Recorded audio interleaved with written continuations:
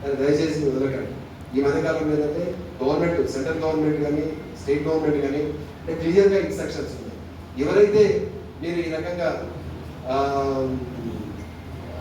ఏదైతే హాస్పిటల్కి షిఫ్ట్ చేస్తారో ఇమీడియట్గా క్యాష్లెస్ స్కీమ్ కూడా ఒకటి ఉంది.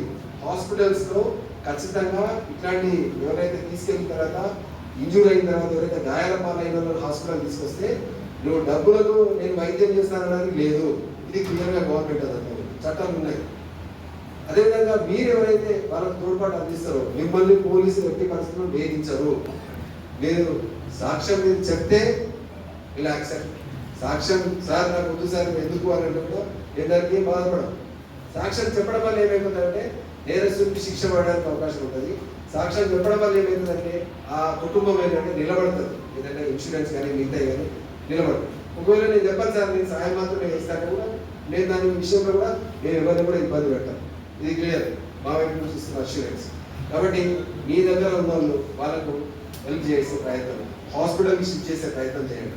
గవర్నమెంట్ కూడా గుడ్ సమారిటన్ అని చెప్పేసి ఒక స్కీమ్ కింద ఎవరైతే ఇలాంటి మంచి పని చేసిన వాళ్ళు ఉన్నారో వాళ్ళందరికీ కూడా రివార్డ్ చేయడం జరుగుతుంది. 5,000 రూపాయలు వాళ్ళకు రివార్డ్ చేయడం జరుగుతుంది.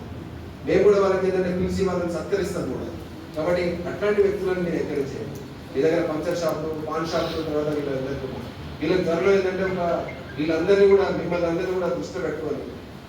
కొన్ని ఎమర్జెన్సీ ఏం చేయాలనేది కొన్ని చిన్న ట్రైనింగ్ అనేది కూడా ఎన్జిఓస్ సహకారంతో చిన్న ట్రైనింగ్స్ కండక్ట్ చేస్తాం. వాళ్ళు చేస్తారు, మీరు కూడా సహకారం